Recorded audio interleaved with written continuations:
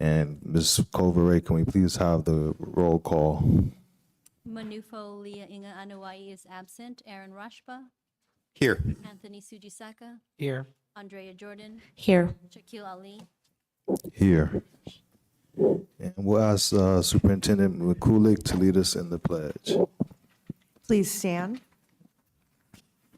Right hand over your heart. Pledge. I pledge allegiance to the flag of the United States of America and to the republic for which it stands, one nation, under God, indivisible, with liberty and justice for all.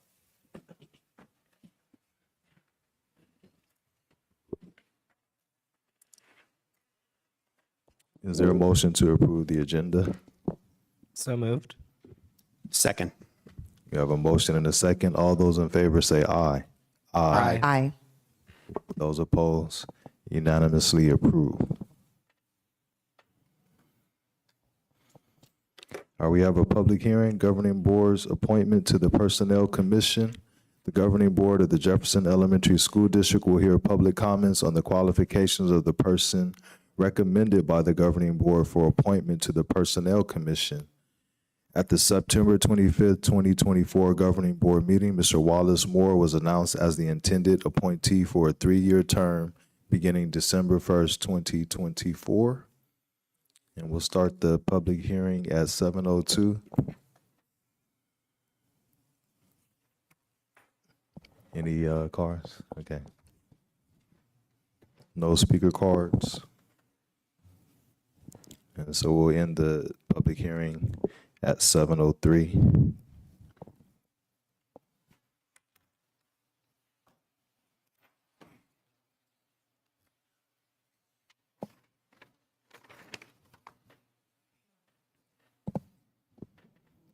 All right, board member acknowledgements and commendations, and we'll start over here.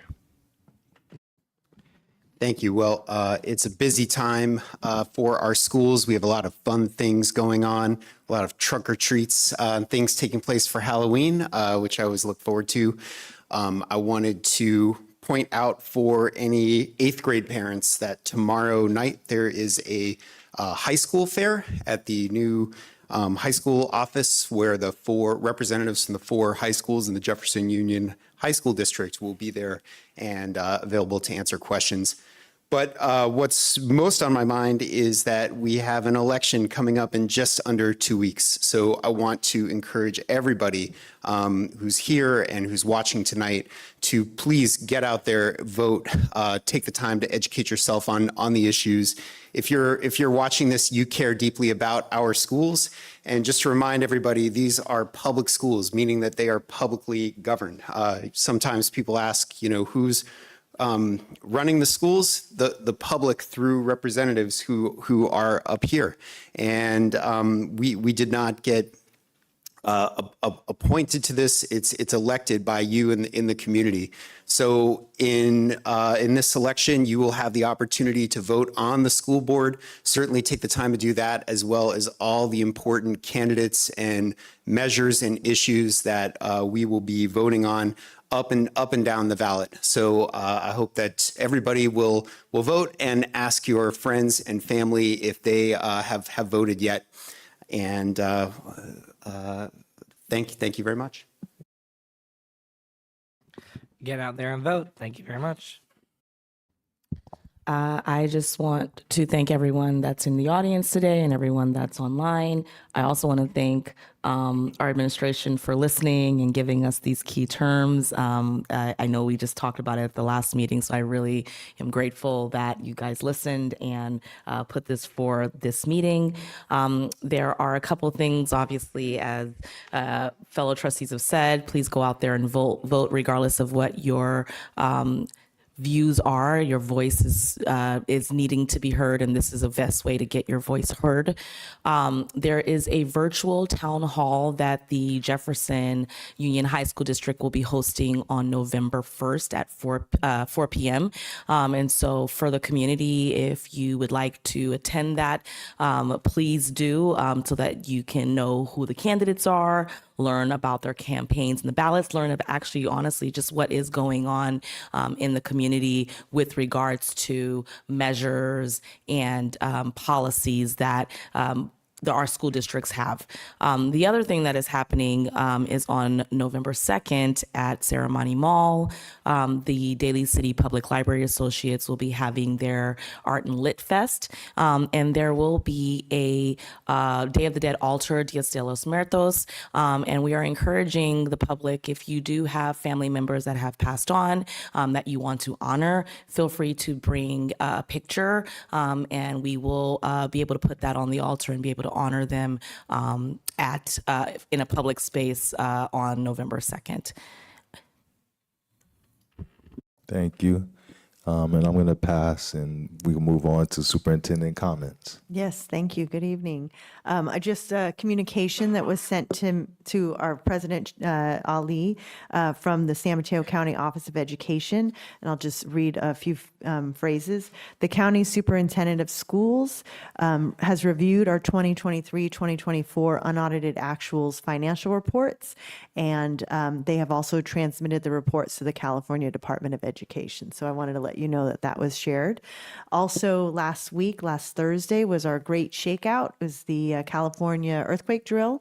And so every school practiced, they had, scenarios and practiced, students were injured in the classroom, pretend, so that we could practice our emergency responses. So all school sites know what to do in a real emergency, and we practice here at the district office. So we want to make sure that we're always prepared. And then just so that you all know, every week I visit 3 to 4 schools with our American Federation of Teachers, AFT, Teachers Union President. We go around and we just see and welcome all of our students and staff, and we just want to ensure that our schools are welcoming, engaging, and safe. And so we go and visit and see all the great learning activities that are happening. And then just a public service announcement or a community announcement is for our elementary schools. The conferences will be November 5th through the 7th, which is Tuesday through Thursday, and those are minimum days. And so that's happening before our next board meeting. Thank you. Item 6C, persons wishing to address the board. This portion of the agenda is available for individuals to comment on or address the board on any issue that is under the board's jurisdiction and not on the agenda. The maximum time allowed for any speaker is usually 2 minutes. Any speaker cards? Thank you. Item 7A, consent agenda. The administration recommends approval of the starred items on the rest of the agenda. Do we have a motion? Motion to approve. Second. Motion and a second. And can we have a roll call? Mr. Rashba, Aye. Mr. Sujisaka, Aye. Ms. Jordan, Aye. Mr. Ali. Aye. Unanimously approved. Item 7D, governing board's appointment to the Personnel Commission. The governing board will take action to name Mr. Wallace Moore as its appointee to the JESD Personnel Commission for the 3-year term beginning on December 1st, 2024. On September 25th, 2024, the governing board announced Mr. Moore as its intended appointee. Before we vote, I see Mr. Moore is here. Did you want to come up and say anything?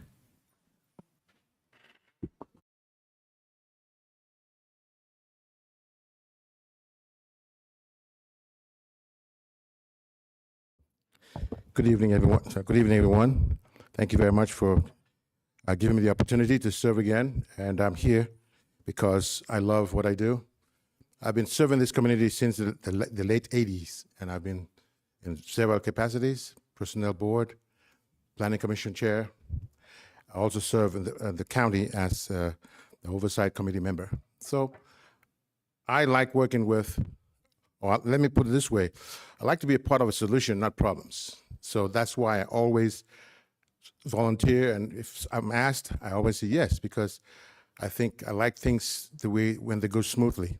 The synergism between us members and the staff, especially our superintendent, is great, and that is borne out by what we do, and we give our reports on time, and we work together. So I really appreciate the fact that You all are here working hard, so we support you in whatever capacity we can. But I believe that it's important to continue to serve until someday when I'm not able, but I will serve for as long as I can. Thank you so much.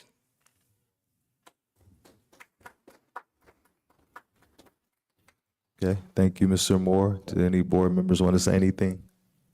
Just want to say thank you, Mr. Moore, for supporting us and all that you're doing. And I look forward to voting on this tonight. Okay, thank you. So do we have a motion? So moved. Second. We have a motion and a second. All those in favor say aye. Aye. Unanimously approved. And congratulations once again, Mr. Moore.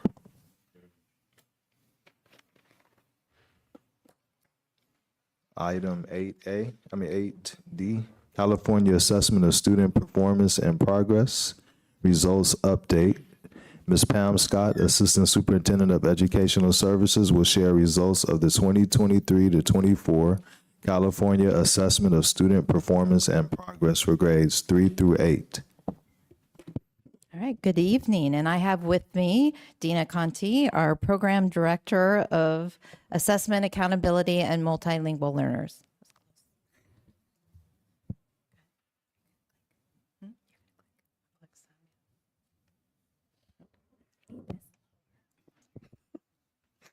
Good evening, Board of Trustees, Superintendent McCulloch, and the JESD community.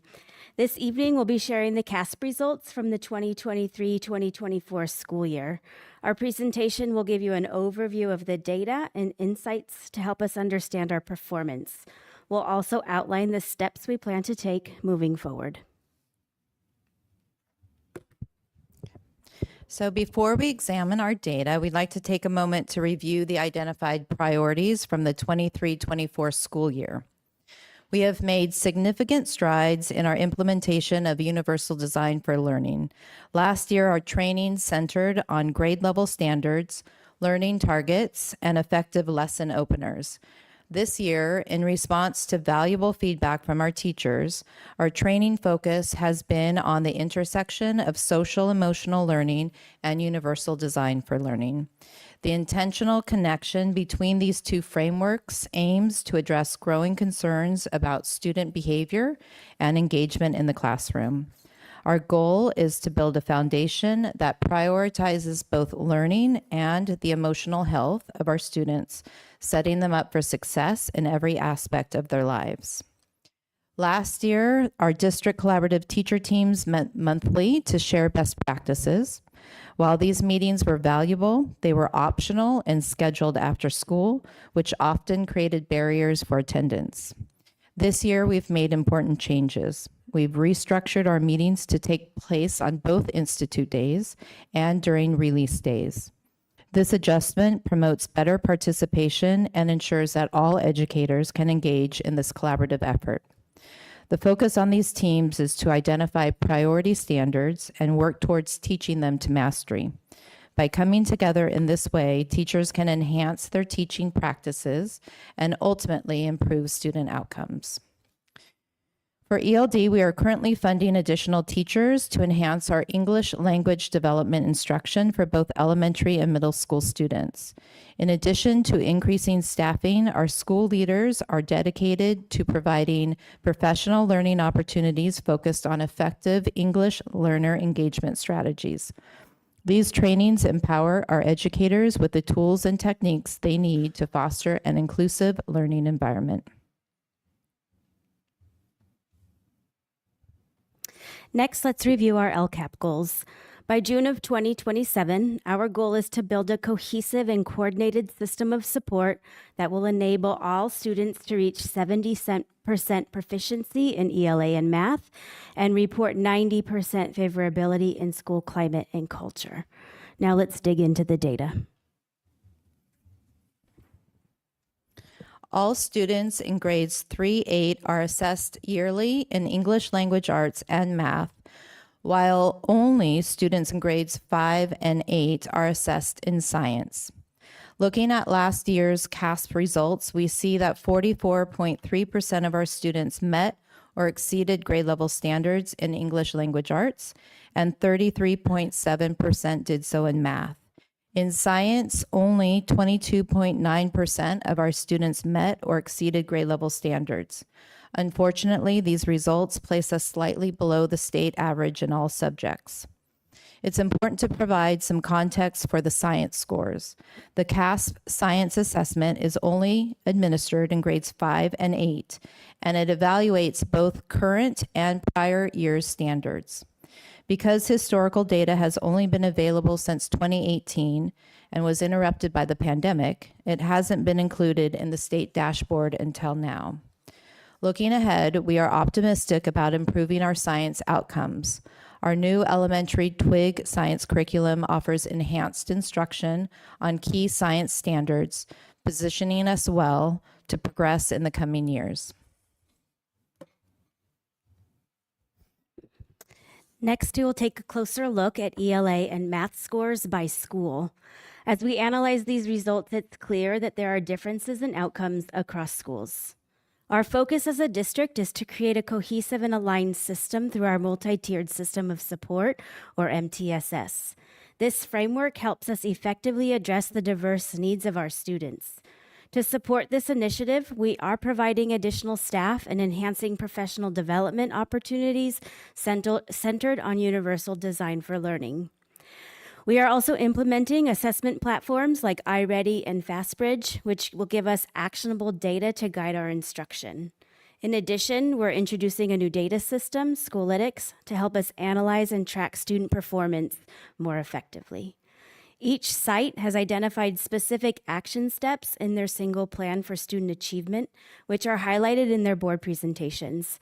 These plans are tailored to address the unique needs of each school site and will help us work collaboratively towards our shared goals.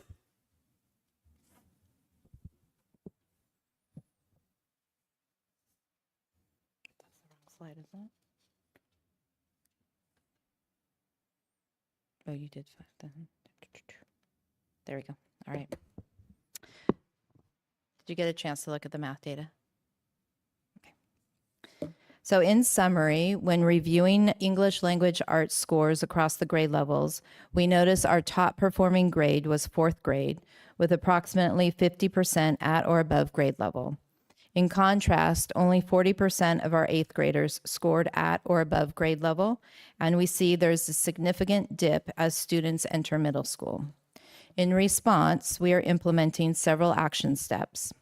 All elementary teachers have undergone training in early reading instruction through the California Reading and Literature Project to ensure literacy proficiency by 3rd grade. Last May, we required all 5th graders to take the iReady assessment, allowing 6th grade teachers this year to tailor their instruction. For middle school students who are 3 or more grade levels below, we have added new support classes that will help scaffold and front-load content standards.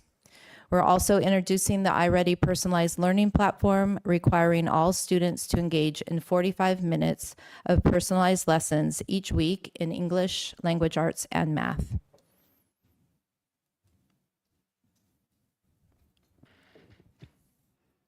Moving on to math performance, we see a concerning drop in achievement from 4th to 5th grade, with 45% proficiency in 4th grade compared to only 33% in 5th grade. Only 23% of our 8th graders leave JESD proficient in math. To address this, we're taking these steps. MTSS teachers are co-teaching in math classrooms to provide immediate interventions and support. We provided 3 days of professional learning for our MTSS teachers on co-teaching models. We will engage in a lesson study approach to collaboratively examine and enhance our math curriculum and instruction. Additionally, we're excited to participate in an early math textbook adoption through Unbound Ed, aiming to implement high-quality materials by fall of 2025. We also examined the CASP results by race, ethnicity, and other subgroups, and we found that these trends align closely with state data. This reveals persistent patterns that we must address. The key to disrupting these patterns lies in transforming our teaching methods. That's why we are focusing on training our teachers in universal design for learning. By adopting this approach, we aim to remove barriers to learning and better support the diverse needs of our students. This commitment to inclusive education will empower our teachers to create more accessible learning environments, fostering engagement and success for every learner.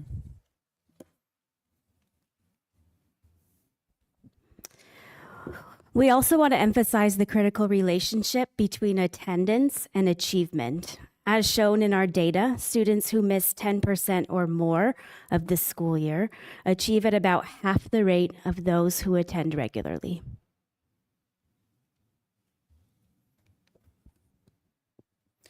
While our overall CASP data may not yet fully reflect our efforts, we're pleased to share that we have identified several bright spots of growth within our schools and among student cohorts. These areas of progress demonstrate our commitment to improving student outcomes and highlight the hard work of our educators and students alike. So congratulations to these schools, demonstrating strong overall growth in ELA. We track the same student cohorts over time. This year, we celebrate 10 cohorts that achieved gains between 5% and 17%. Notably, sixth graders at FDR showed the most substantial growth last year.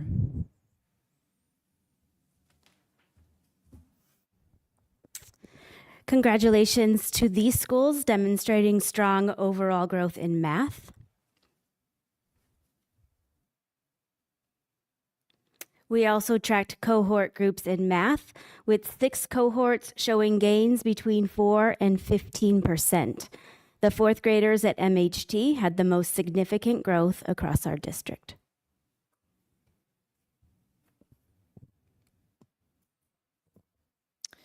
As we move forward, we must acknowledge that our students are navigating a world that has changed dramatically over the past 2 decades. This means our way of doing school must evolve. To further illustrate this point, here's a brief video clip featuring Caitlin Tucker, an educational researcher and thought leader who emphasizes the importance of reimagining education to create more equitable and effective learning environments.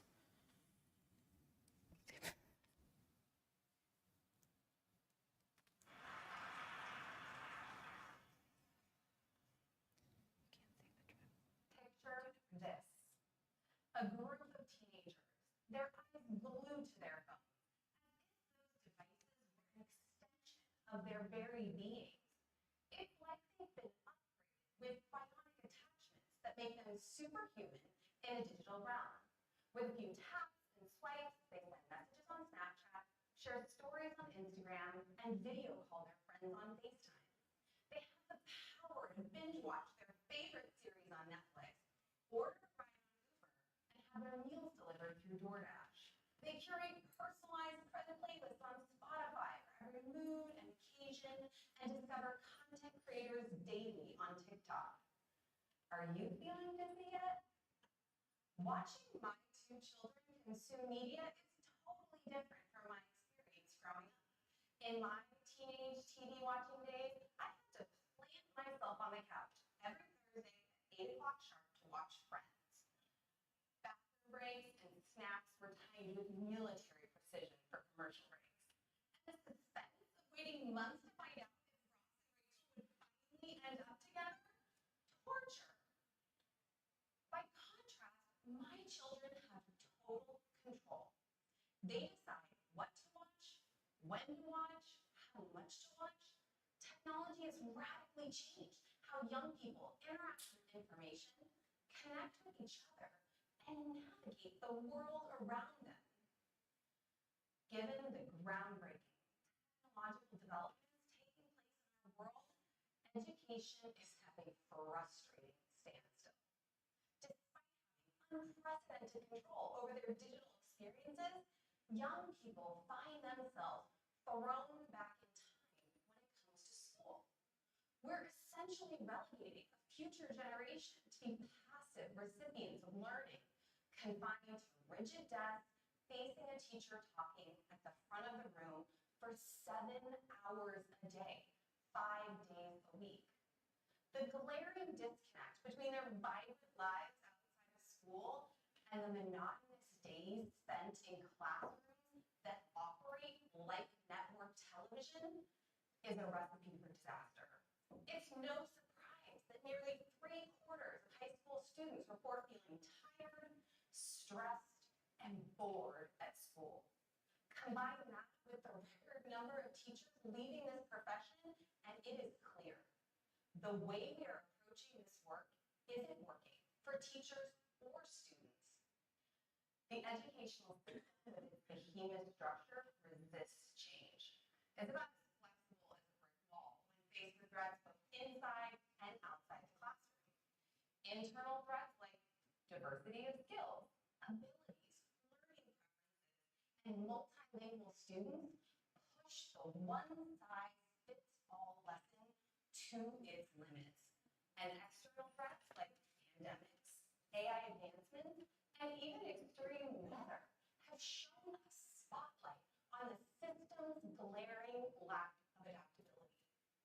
It is time we acknowledge education needs a transformation that embraces change, addresses the needs of students and teachers, and leaves behind the inflexible instructional practices of the past.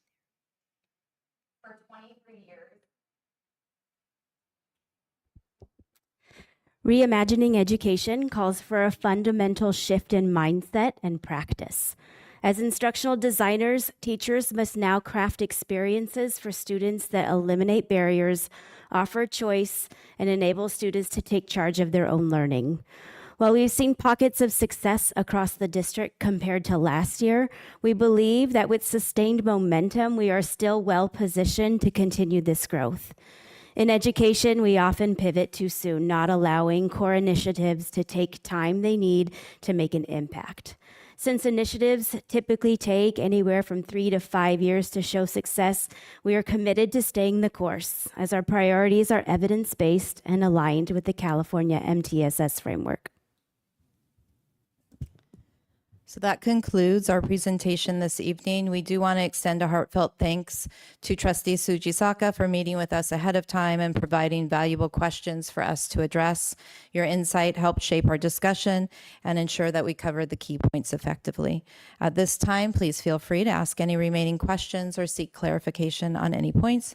And thank you once again for your attention and engagement. Thank you. Excuse me. We'll start over here with any questions. Thank you. Thank you so much for your presentation. You actually answered some of the questions that I had, so it looks like this was a very thorough and thought out presentation. What do you say to the parents that look at these scores and want to transfer their students to a school that has higher scores? I'd say don't. We are really proud and excited about the work that we are lifting in our district. I think the results that we're seeing are not untypical as other districts. Our students are hardworking, our staff is hardworking, and we're going to see growth. We're confident. It's just taking a lot of time. There are issues, right? The system is the same regardless of which district that your child attends school. The barriers are the same. I'm really proud of all the work that everybody in this district is doing around universal design for learning. I think within our county, we are further along in that development than any other district. Our county is just now starting to elevate that practice, but we are 4, 5, 6 years in and really have done remarkable work around changing how our students learn. As you saw from Catlin Tucker, we cannot continue to teach the same way as when we were all in school. And that's a huge mind shift that has to happen. As Dina and I were saying the other day, we're trying to move a Titanic. It's not a canoe, as Dina was saying, I'm quoting her, and it's just going to take a lot of time, but we're doing the right work. And I'd say have faith and stay strong, and we've got this. Oh yeah, Dina. Last year, we talked about these are test scores, and it's one piece of the picture, right? So California has a California dashboard that rates our schools, and they're hopefully with some of these pockets of growth, right? The dashboard, the indicators show growth and progress. So as we grow, right, we're moving kids out of the red and into the yellow.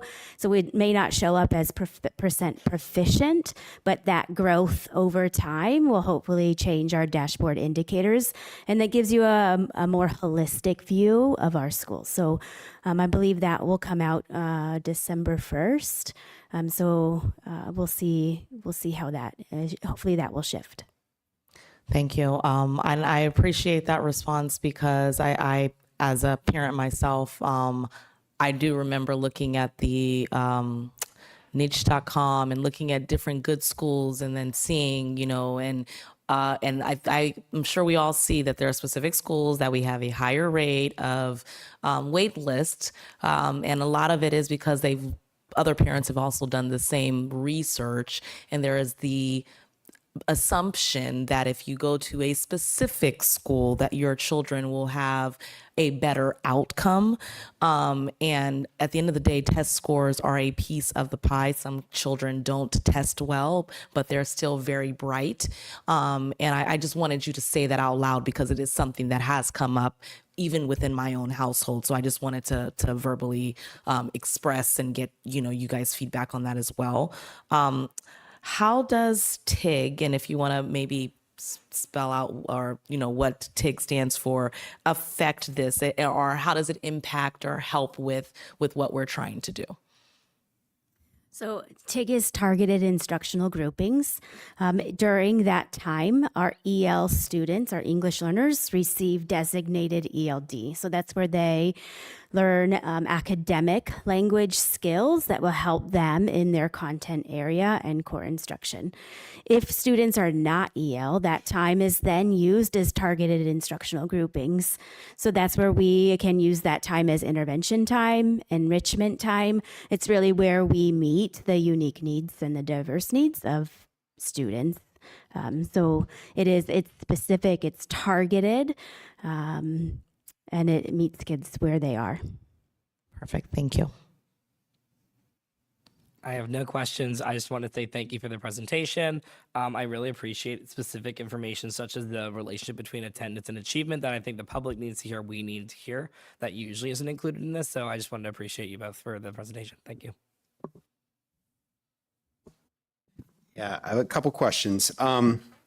So first of all, I want to say that, this presentation is entirely about test scores, and I am not convinced that, that is the by-all, end-all measure to assess our district, as Trustee Jordan commented on. And, there are many other important factors, and important aspects of our districts that are really favorable. But our test scores have kind of limped along for the past few years, fair to middling, and we have an ambitious goal. 70% within 3 years is really challenging to achieve. So my first question is, do you think that UDL, when implemented, will make a dramatic enough of a shift to really change that, in that short time? We need to do something really different. Are you confident that UDL is that answer and will take us to this higher level of achievement? What we know about UDL is it's research-based. It's part of our California multi-tiered system of support framework. So the research and evidence behind it does demonstrate that it is effective in ensuring that more students learn more. The timeline is challenging, right? Because we need every single teacher to utilize those practices every single day in every single lesson in the classroom. And that's a huge shift because we are all students of this system. And so we have learned as students what instruction looks like and feels like, and to do it differently takes a lot of time. Also, the designing, right? Universal design for learning is about designing instruction prior to teaching. And that is a new thought, a new practice. We're used to using textbooks and just kind of following along. But this is asking teachers to really think about the students in their classroom, think about the barriers that they are bringing into the learning environment, and then design learning experiences that remove those barriers. It's also about empowering students to become expert learners.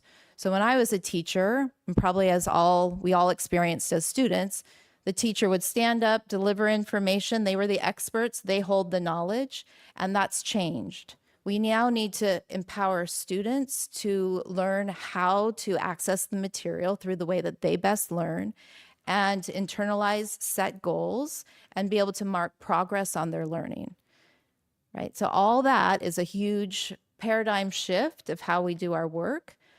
I do feel confident based on the research that it should close our gap. We have a lofty goal. We got that. And, our superintendent set that goal of 80% by 2030. So this is just a marker to try to get us to that goal. So UDL is evidence-based, and it's shown that more students will learn more, which is wonderful. And I certainly applaud the paradigm shift and different way of teaching. Have there been studies that have shown UDL correlates specifically with higher test score performance in ELA and math? Do we know that? When students learn more, they're going to perform better on any assessment. Right? Our assessment is based off of the Common Core state standards.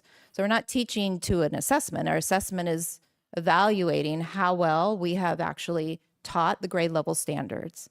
So we are working on ensuring that our teachers are looking at grade level standards, even if our students are performing below grade level, still asking that they work on grade level and then scaffolding or providing the supports to achieve that goal.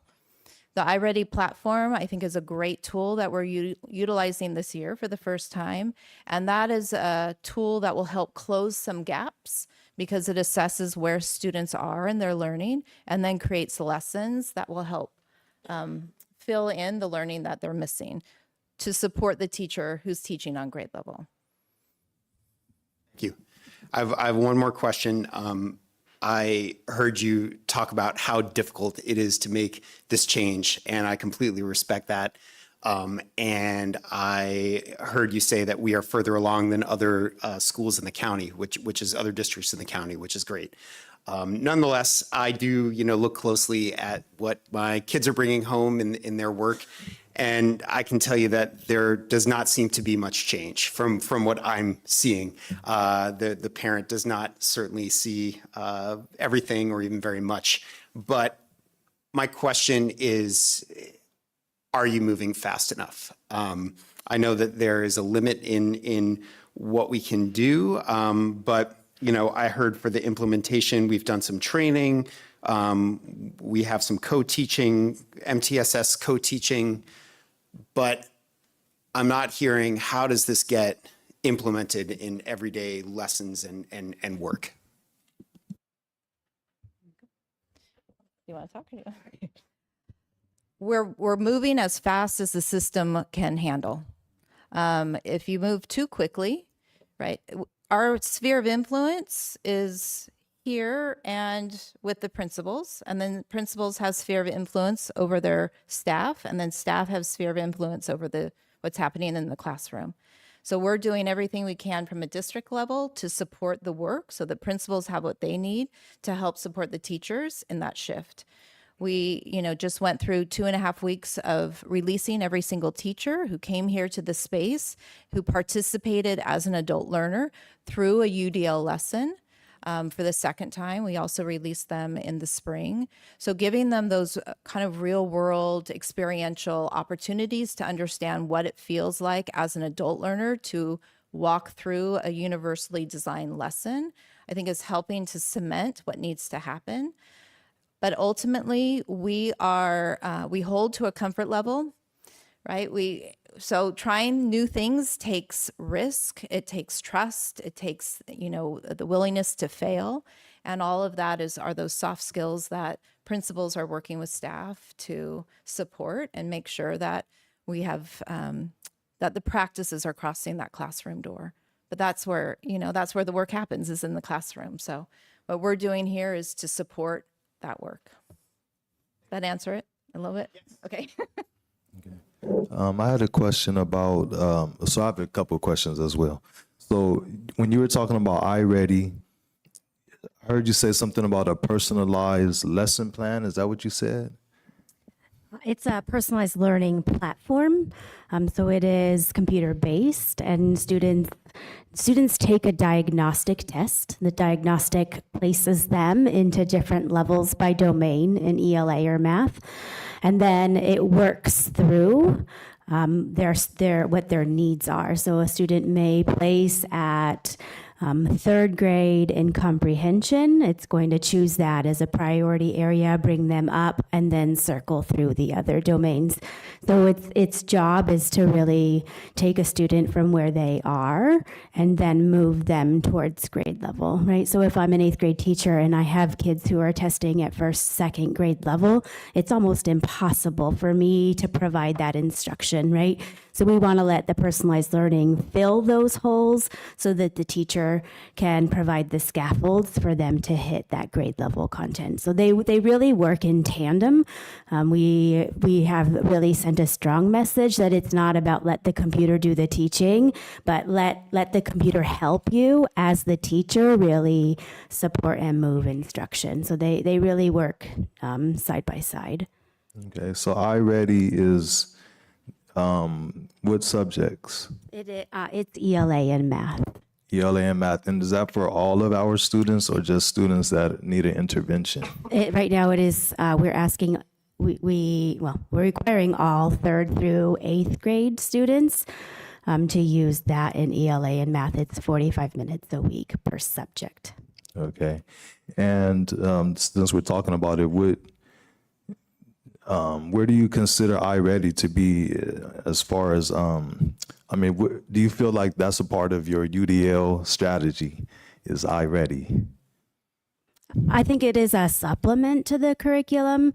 And one of the reasons we chose iReady is that it is research-based, and their research shows that they have 2 marks for students. They have typical growth, which is they really grow a year, which is typically what typical growth. And then there's a stretch growth. If students hit that stretch growth 2 years in a row, the studies have shown that you close that achievement gap, and students are on grade level after 2 years. Right? So that research was very promising. It was millions of students across the nation that they looked at. And so that was part of our strategy. I think our hope is that it will eventually become an intervention, and right now it's a universal support. Okay. That's good to hear. And then I had a question about, you mentioned the intersection between UDL and SEL. Could you talk more about that?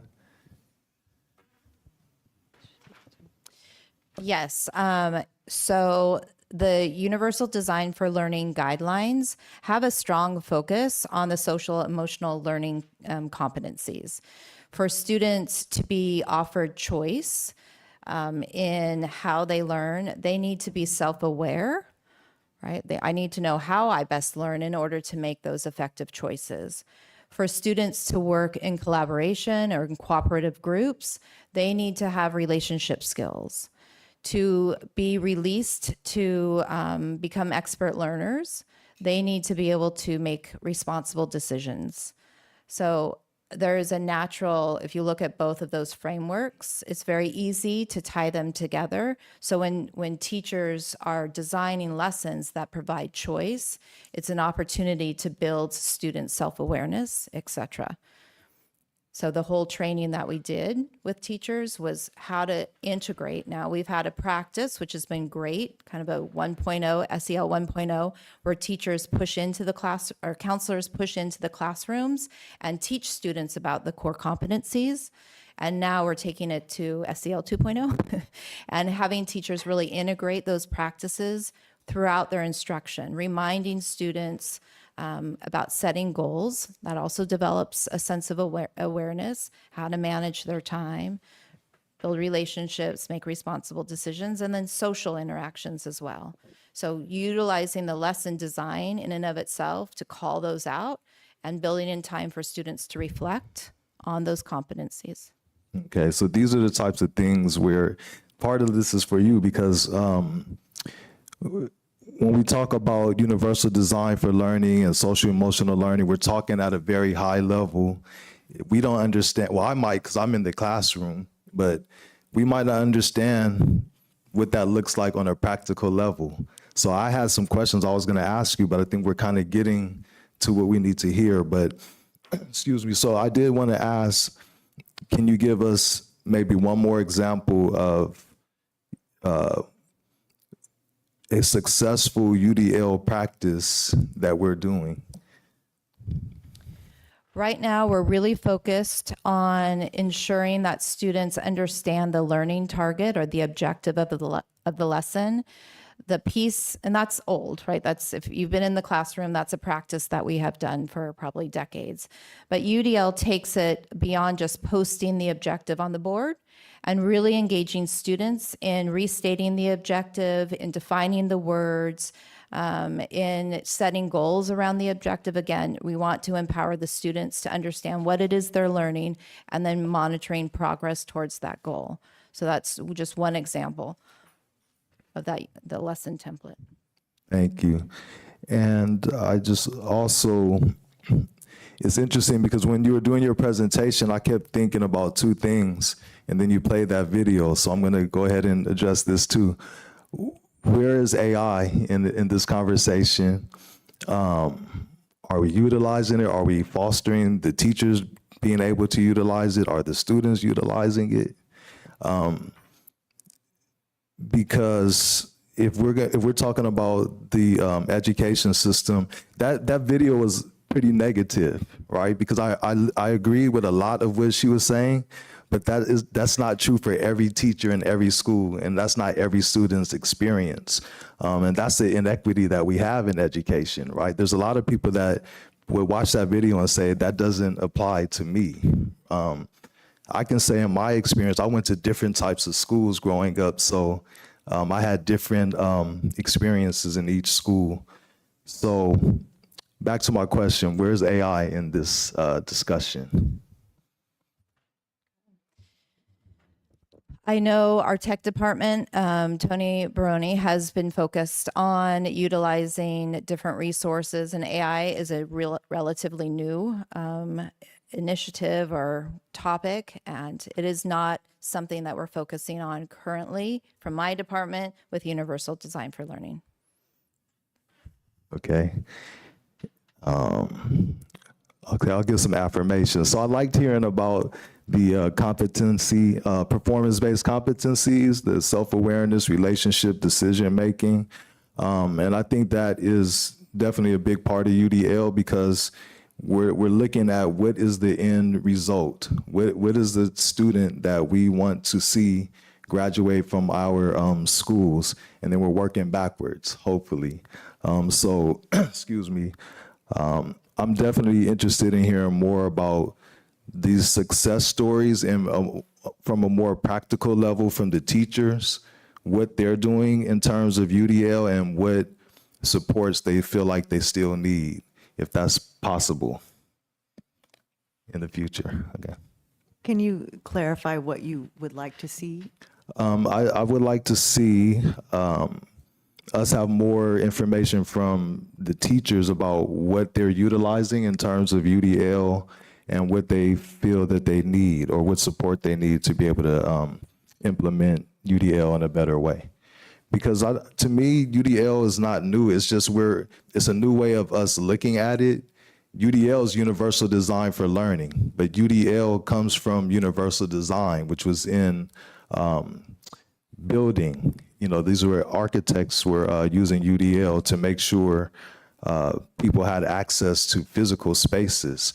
And so now we've turned that into a way to design physical, mental, and social spaces in our schools. So, excuse me, a lot of the techniques and skills that are being utilized, teachers have already been doing it.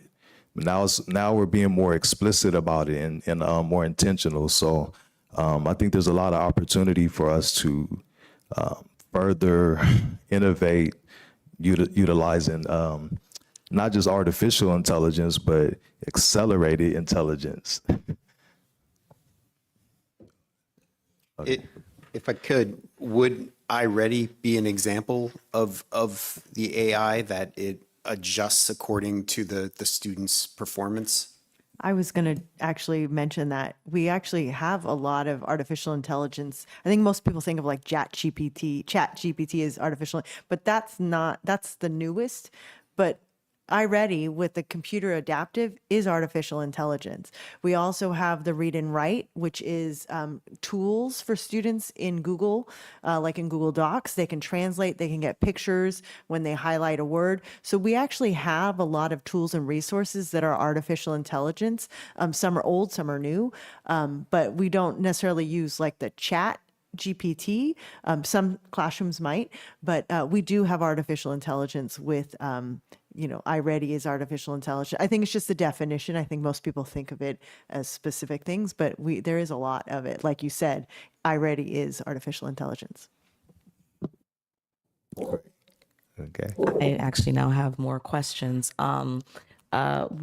So you brought up the video, and it's funny, I was thinking about that video, and you're right, it was a little quote unquote negative, but also for a parent that maybe looked at that and was like, you know what, I actually agree. I understand, but I actually don't want my kids on AI. I don't want my kids using technology. Actually, I have time frames where I block them from being on a device, right? And so for a parent or for someone like me, you, all of us here that grew up in an age where we didn't actually have the internet, we didn't have access to knowing the things that my 9-year-old knows how to use my phone better than I do, which is scary. I'm having to ask her for support.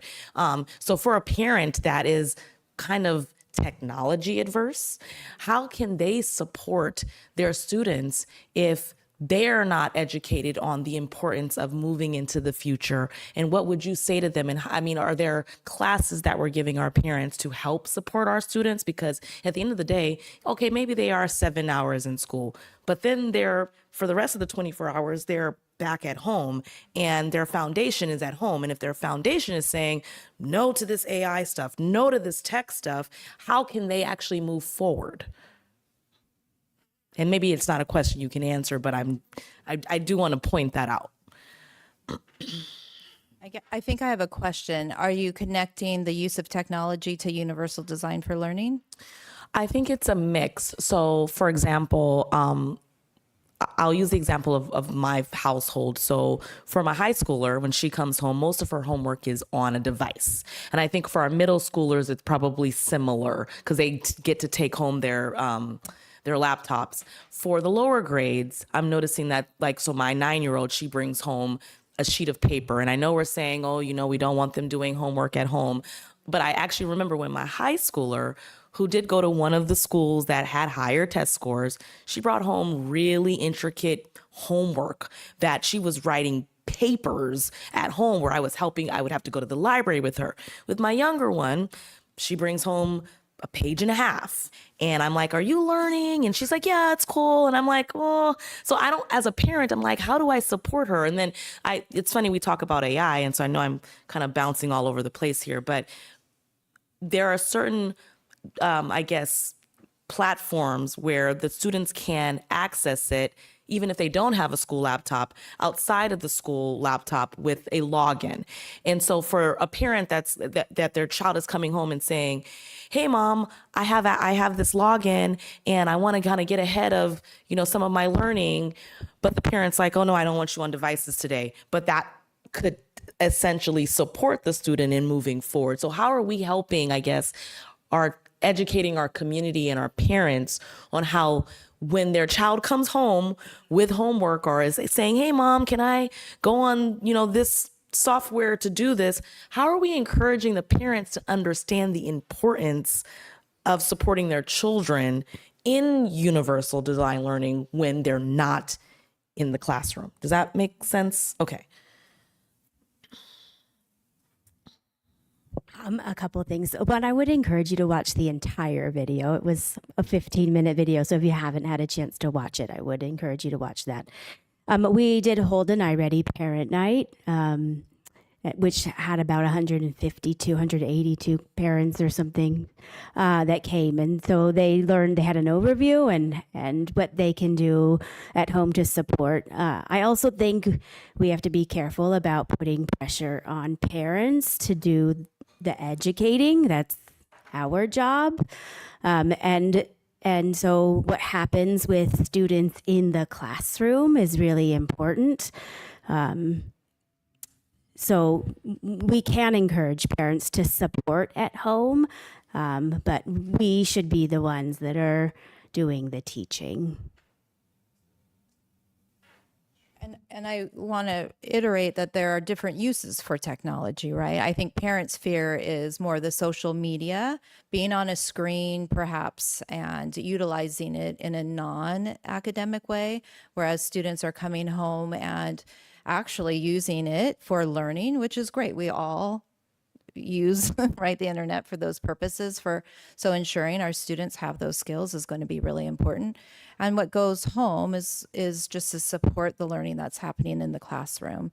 So you're not going to see that piece of it going home because it's more of that support or supplement to what's learning.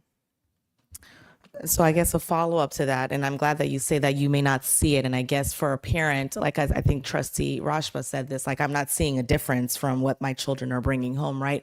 And so I guess it's perception over reality. And so how do we change the perception, I guess, is really the question to ensure that parents are aware that there is a change. And yes, our test scores may not be where we want them to be, but we are working on it. And again, as it's human nature to want immediate change. And it's also human nature to want to see physical change. And so if there is no physical, there's nothing that you can tangibly touch or see or feel that's showing change, how do we address that perception versus reality? I would really encourage parents to work in collaboration with their child's teacher and ask those questions. All of our teachers are well informed and trained and understand the UDL guidelines and the power of them. Again, change is difficult, especially if we've been doing this a long time one way, learning new ways of doing it. But I think highly encourage parents to be involved and ask those questions and ask their children as well. Tell me about the choices you made in class, right? Did you set some goals? What was the learning objective or the learning target for the day? The student should be able to articulate, and through those conversations, you should hear something different. And if not, work with your child's teacher and the school administrator. Perfect. Thank you. I think that's what I wanted to hear is the collaboration between the parents and the teachers. And to your point, it's not that they're educating the students. They're there to support and ensure that essentially if things are not going along the path that they should be, that they're able to either connect with the teacher and say, hey, I'm noticing this. Can you notice this as well? Let's work together to keep our kids on track. So last question. How long have we had UDL implemented? I believe it began prior to the pandemic, right? Superintendent McCulloch. It was, we started discussing it my last year in the district, which would have been 2018, 2019. And then I think it was continued in 2019, 20. But it was just initial conversations and then the pandemic. So the last 3 years have been really engaged in the universal design for learning. I just want to, we have 4 presentations from the school sites, and I think you'll get more specific details about what's happening at the schools. So I just want to remind you that we do have 4 presentations, which may answer some of the further questions you have. So I don't have any further questions, but I guess I have a comment based on what President Ali asked for in terms of, presentation on how UDL is actually practical use of UDL. And so I guess maybe the comment or maybe the comment that I have is based on what he said. My thought process is, as a part of the presentations that we're getting from teachers, that they just include in the presentation, kind of like what we do on our agenda where we say this is LCAP, this goes to this specific LCAP goal. Maybe as a part of the presentations, this is how we're using in this classroom when we're talking about our SIPSA, this is how UDL is embedded into this. Like it needs to be just a kind of a flow through in the conversation if possible. Okay. And I just have a final comment. I think it would be really valuable to have some training from the district to parents and the community on technology and how we cope with it, how the district uses it, so we're clear on that, how that translates to our new UDL, philosophy in a different way of teaching. I think it's too much to expect teachers to explain this to individual parents. Teachers are really busy as it is, and this is a broad district-led initiative, and I think there should be some regular trainings and communication out to parents about it. So what I'm hearing is that, excuse me, we're evolving with with how we're approaching UDL. People are becoming more interested in supporting it from the board level. So it just seems like we need more communication because, excuse me, it is a partnership between us as educators, and then the parents are the first teachers and educators of the child. So in order for us to do UDL in a good way, we do need to involve the parents, right? So I think this is a good discussion, and hopefully we'll hear more through the SIPSA presentations. So are there any other questions or issues or concerns from the board? Okay, if not, thank you so much for your presentation.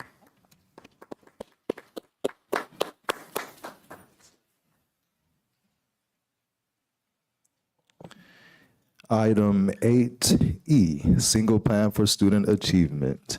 The administration recommends approval of the Single Plan for Student Achievement for the following Jefferson Elementary School District schools: Fernando Rivera, George Washington, Marjorie H. Tobias, and Woodrow Wilson, as developed by their school site council and site staff members. Representatives from each school will share highlights from their school plans. So tonight we have 4 schools. They're not in alphabetical order in our presentation. So we'll start with Marjorie H. Tobias and Principal Mr. Brian Bethel.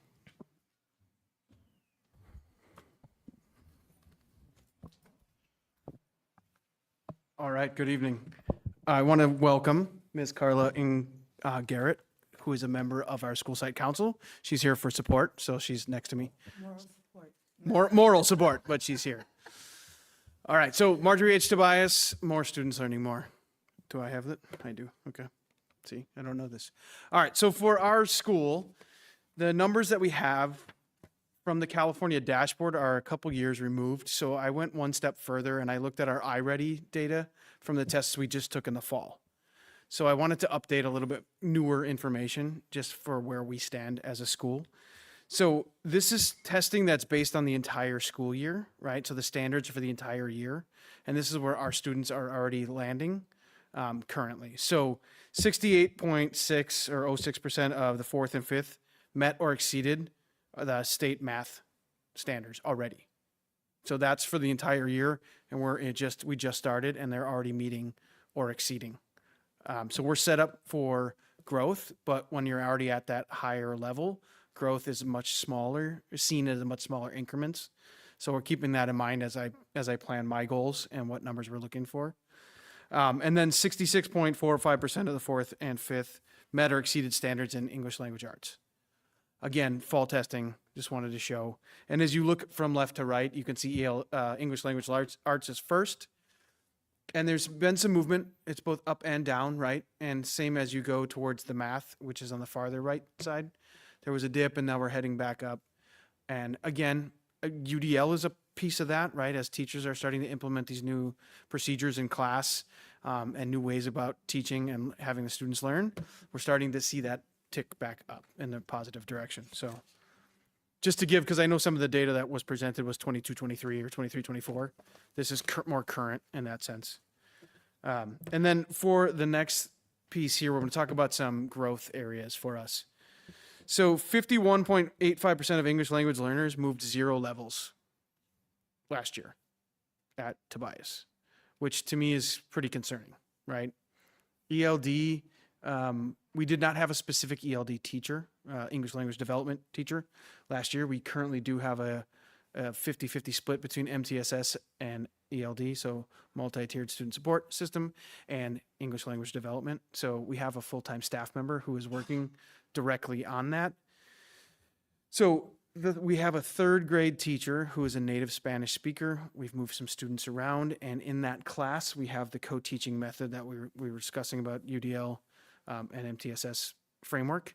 So in that class, we have both a small group rotation, which is a UDL design. So targeted groups are working with different times with the teachers and what their needs are. And then we also have our ELD teacher in there helping to work with our students who need the English language development piece. So when it comes to the ELA, there is some small group work that works with just the specific ELD teacher in one of the rotations. So we're really trying to help target those students and really build up their capacity. So we have a couple layers now with the teacher full-time that we have that's a native speaker, able to explain both in English and Spanish, did some work early on this year with students in their native language, reading and writing, getting them comfortable, and slowly switching over to developing those English language skills, right? Writing, reading. So we had that going for us. And then the other piece on here that is concerning is the chronic absenteeism. So if we look 8% to 22%, 8% is our 5th grade class. So that was the lowest chronic absenteeism, and 22 is our kindergarten. So it's concerning, right? And as I look at our demographic shift that's happening in our district and more targeted at Marjorie Tobias, just because I think of our location, that's starting to shift. So our lower grades have a different demographic, right? And the outreach that has happened has primarily been in English, right? So some of the outreach that I'm working on is in both English and Spanish, because as we look at if we drill in a little bit more into specific demographics of this absenteeism, we see that our Spanish-speaking community is a big chunk of that. So I have some initiatives in place, which I'll go on the next slide, about how we're starting to address that. And so student achievement, here's our priority goals, right? Student achievement is obviously one of them, right? It's a district-wide goal. It's tied to our LCAP. It's tied to our SIPSA, and we're trying to support that. So developing the TIG, which is we talked about our targeted intervention groups, right? Our instructional groups. That time and using group rotations has been not missing or lacking at Tobias in the past. So I worked well with our MTSS teacher, as well as all of our teachers, to implement that and get that up and running again. I've had conversations, and it's anecdotal at this point because it's so new, but the teachers are seeing some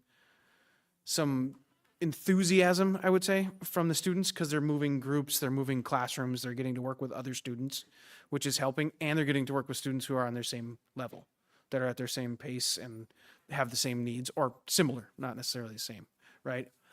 So the MTSS protocol and procedures also is the development through the handbook that has been developed in the district has been pushed out now that we have that MTSS person.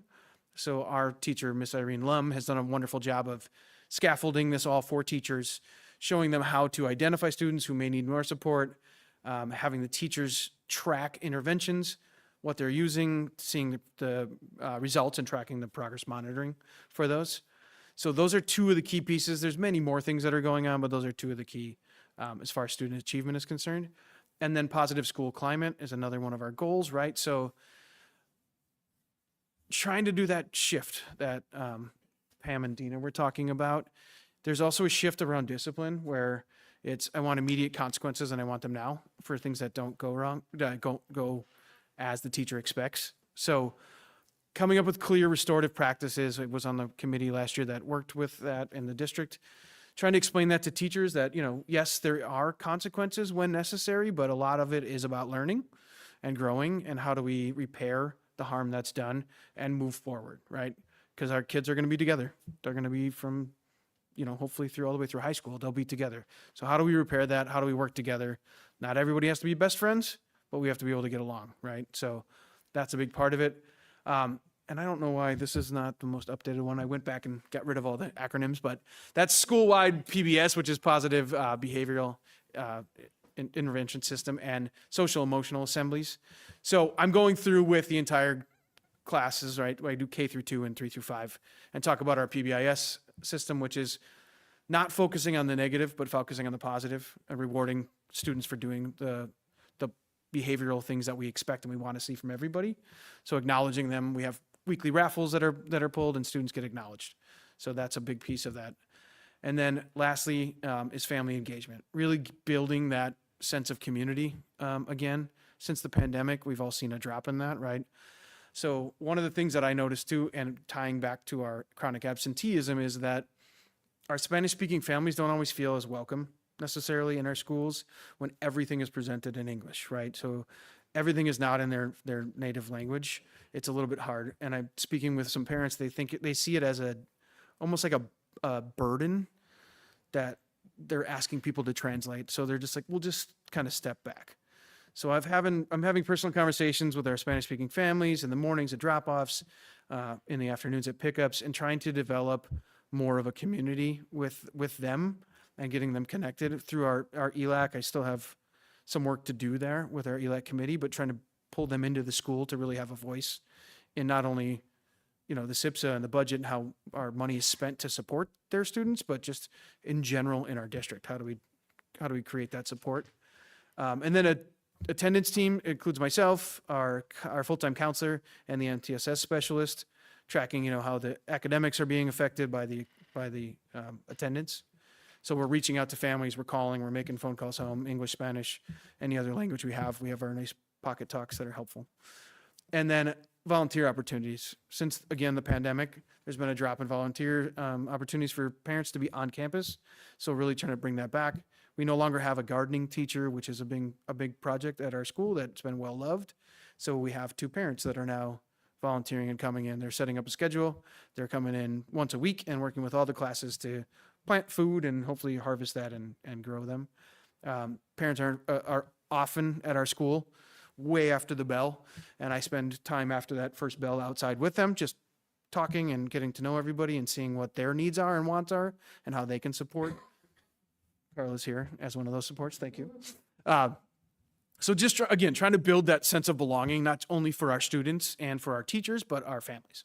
How do we build that community back in? And our PTO does a wonderful job of hosting events and having people on campus, but that's after hours, right? That's usually in the evenings when they have their meetings, and I want to build that into our school day. So those are my priority goals, not mine, ours for the school, and that's what the school site council and I have worked on, and that's what drove our SIPSA. All right, thank you. You're welcome. So we're going to have all the schools go first, and then Gotcha. we can ask questions. So let's see who's next. Fernando Rivera. Thank you. I know I can't make a comment, but I want to say that, oh, okay. I know it's out of turn, but we really appreciate Mr. Bethel. He's been really making great progress at our school and have done wonderful things in a really short period of time. I think there's still a lot of things that we can do to make things better, as with all the schools, but I always tell him, the jury's still out on him, but he's doing a great job so far, and I do want to support, and he is there way after the bell with all of us and really engaging with the parents, and I think that's really a sign of a good principal. So I just want to acknowledge that and validate all the hard work that he's been doing at the school. So that's it. Thank you. Thank you. That was not out of turn. You're in line. Let the record show I taught him everything he knows. Okay. Hello, everybody. I'm going to read my little script here so I stay on point. But my name is Melissa Mizell. I'm from Fernando Rivera, and I'm going to do this. So I'm going to share some highlights. So starting with the next slide, we have a lot of aspects of the school to highlight, but I want to hone in on the student culture as a major glow and a big part of why our community is special. It's important to note that we've made growth in areas noted on the Panorama survey that you can see up there around self-management, learning strategies, and social awareness. To get here, we did a lot of work in and around school to create a message to students, which is to be a part of a community you're proud of and to feel like you belong. We want students to practice empathy and compassion. We want them to tap into their creative energy, and we want them to use their voice to be agents of change, all developmentally appropriate goals for this age. We partnered with counselors to build strong lessons and advisory, and it continues this year. As a staff, we continue our conversations around agency and learner profiles, imagining what we hope for our students as graduates, and it is demonstrated through various programming throughout the school with Student Gov, student-led clubs, enrichments, and our focus on building a restorative justice approach in our culture. We're also focused on celebrating diversity and honoring different perspectives as we approach the election in a few weeks. That's more important than ever. And so ultimately, we're trying to create a space where people feel like they can be themselves and they are having authentic social experiences in their day. And then the next slide is our growth areas. So it's suspension data and math. My personal objective and our school objective in the next couple of years is to get suspensions to 0. But this year it's to cut them in half. So this will be done through an alternative to suspension program where students work on projects, major community supports, research and idea developments, restorative circles, and engagement with families.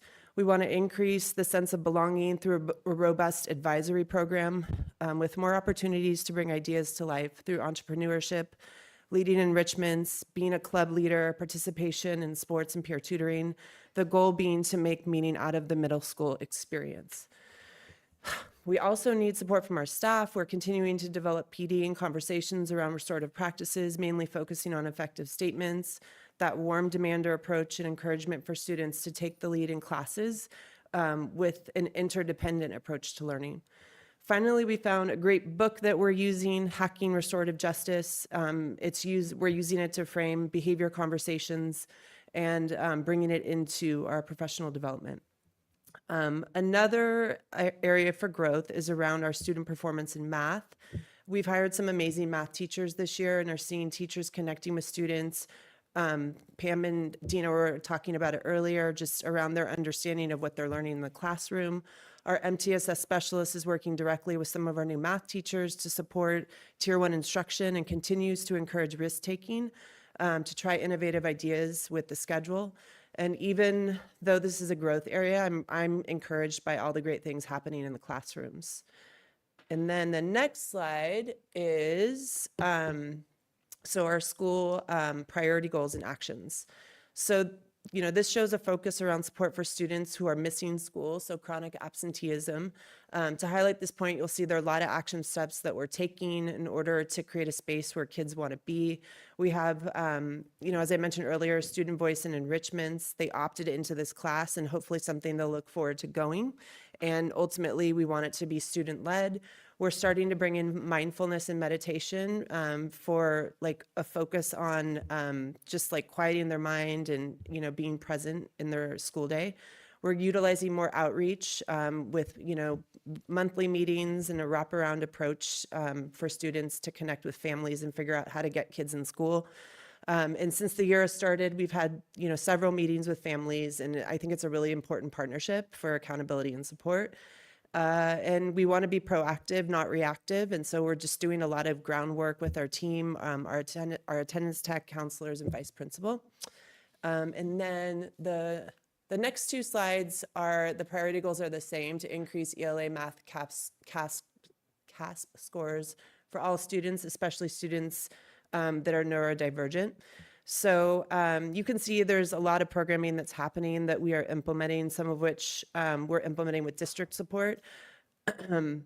And some we're managing in-house, such as our site leadership team, which, we're sharing best practices around instruction, looking at data, thinking about our climate and culture. And with our new schedule, there's prep alignment that allows for more collaboration and development of curriculum to help differentiate and modify lessons. And if you look at the next slide, it's, more programming. There's an academic enrichment class that we spoke about earlier. And, just figuring out the various ways to really support our students. So, no questions? Okay. Thank you.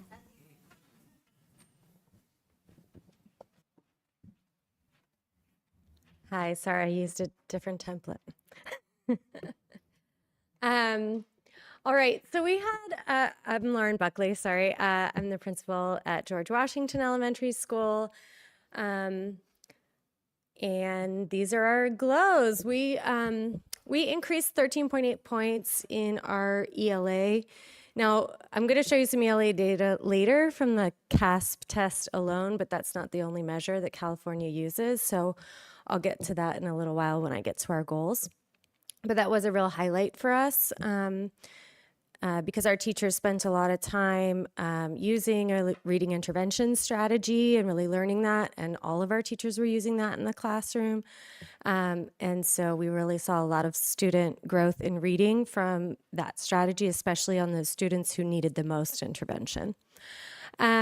We also had really great social emotional learning scores. And if you look at the graph that's on the lower left, our staff survey scores all also rose by a lot, especially in that area of professional learning. So I think that speaks a little bit to what you guys were asking earlier around like how are teachers taking in this new UDL stuff and what do they think about it? And I think that those scores in professional learning going up so much from the teacher's perspective really, I think, shows that teachers are learning a lot and they're incorporating those new learnings into their practice.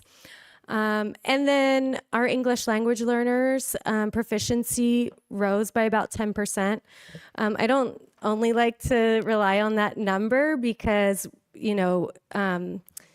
we're always getting new students in that may be at different levels of language learning, but it is promising because our numbers stayed pretty stable in terms of who was coming in and then who took the test at the end of the year. So that's not always a great measure, but for us, it was pretty good. And then in terms of our attendance, and when I presented last year, I talked a lot about attendance and what we were going to do about it. And so this is our attendance graph from last year. So you saw that big dip, and then we started some attendance incentives. Like our attendance raffles. So kids who are at school on time, all those students get a ticket, and at our Wednesday welcome meetings, we pick some winners and they get some prizes. And that started off with me going to Ross and spending $60 on some little prizes for kids. And then from there, actually, all of our prizes for kids have been donations from the community. So it's been a really awesome community builder as well. Also, our family engagement has increased a lot in terms of us starting all of our in-person activities. We've had a lot of family engagement and a lot of positive family feedback on our family feedback survey.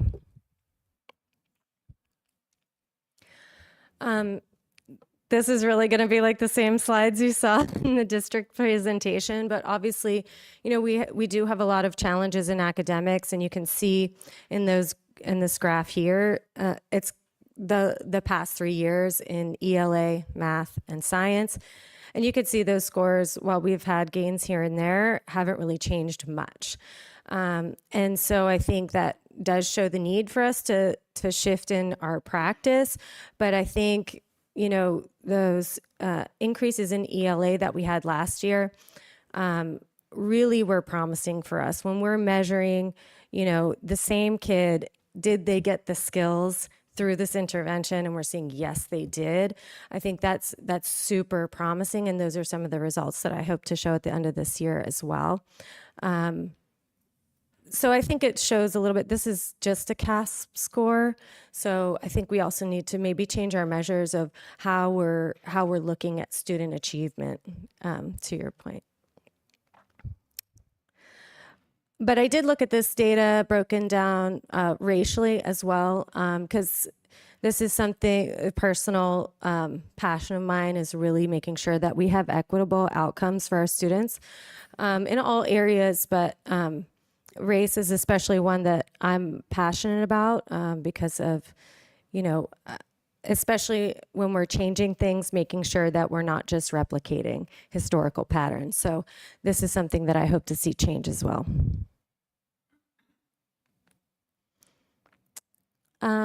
And then, as it was shown also in the district presentation, those scores really do have a big correlation to attendance.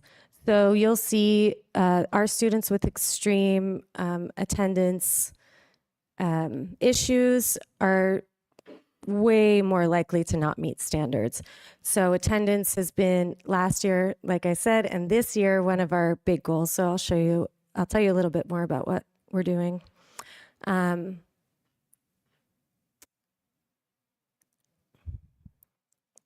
So attendance and that school climate are really our two big goals. So the first goal is 60% proficiency in ELA and math. We're going to measure by iReady because that is really taking our students' growth into account, but it is also giving us their grade level growth. So it's showing us exactly where that individual student started, gives us a little bit more better data at the school level. So we're definitely going to be using that iReady program, like they said, to fill some of the gaps while the classroom teachers are teaching at grade level. We have that MTSS process. One big part of that for this year is making sure students do have that enrichment and all students have that enrichment. Because when we look back at those test scores and we dig into the data, what we're seeing is those ELA scores that are low, our kids have some really great skills, but vocabulary was one of our lowest areas. And so thinking about how we can create those experiences for students, how we can build real world vocabulary, that all comes through the arts, through our garden program, through science, not just through teaching ELA and math. So we're really focused on making sure they have a well-rounded program. And of course, using those UDL design principles to make sure our students have options and are starting to drive their own learning. And then the second goal is around school climate being 80% favorable. So on the lower left, you'll see where we are with our attendance this year so far. And some of the things in addition to that attendance raffle that we are doing is establishing an attendance team to make sure we're really following through and supporting those families who need support getting their kids to school and figuring out why or what the issue is so we can provide that support. Like I said, the attendance raffle, we're educating parents in all of our meetings around attendance and what the effects of positive attendance are. We're tracking and responding to data, and we're supporting students with independent study when we can so that if they do have to miss school, that we're providing them with a good alternative to still be able to keep up on their studies when they're out. We're also having family events where we celebrate diversity, and we want to make sure all of our families are feeling included at GW. I think that's it. Thank you.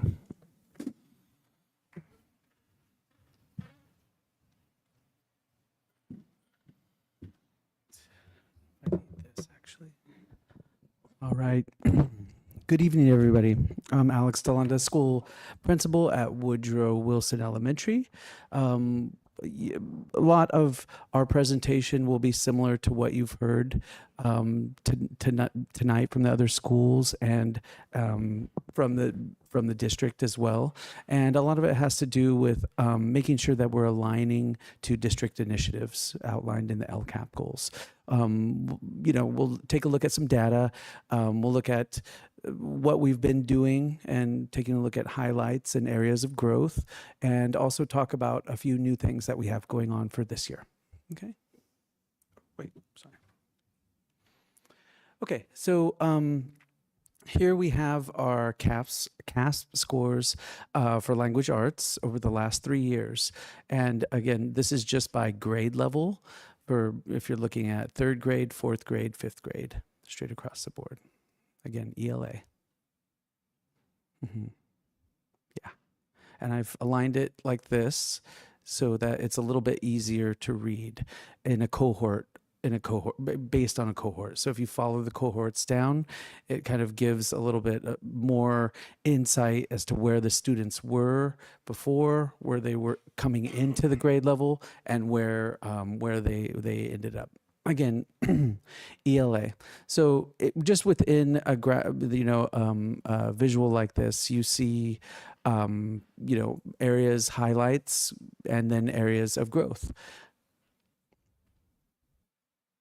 And although it's, sometimes it's hard to see and sometimes it's hard to take, seeing like a cohort go down, it's also helps us to refine our strategies and helps us see where the need is. Okay.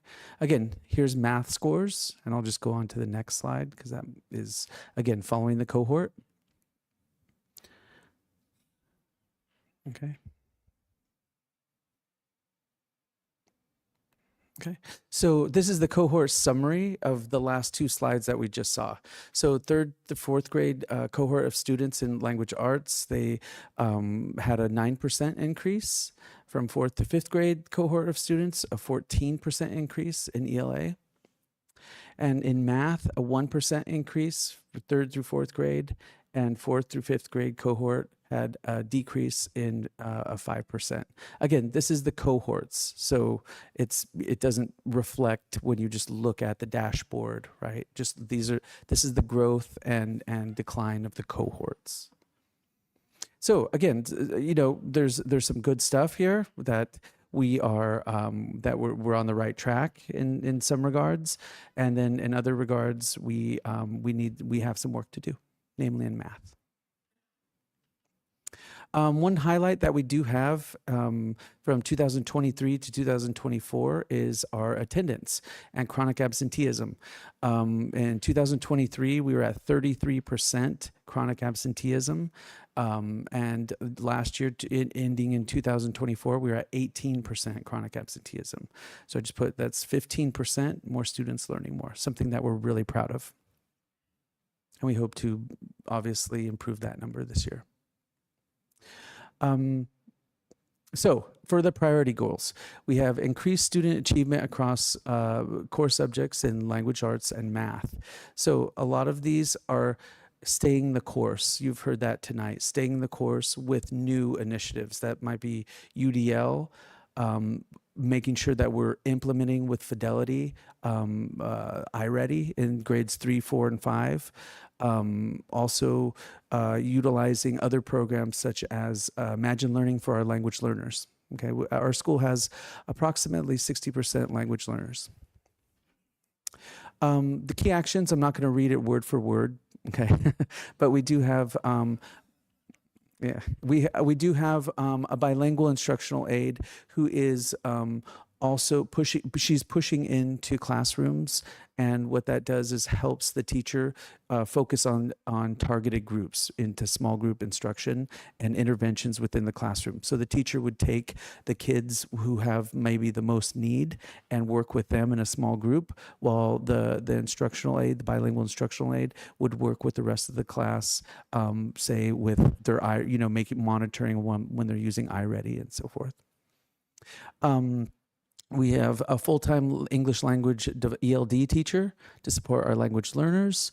We use Elevation as a professional development platform for teachers for integrated ELD instruction in the classroom. Okay.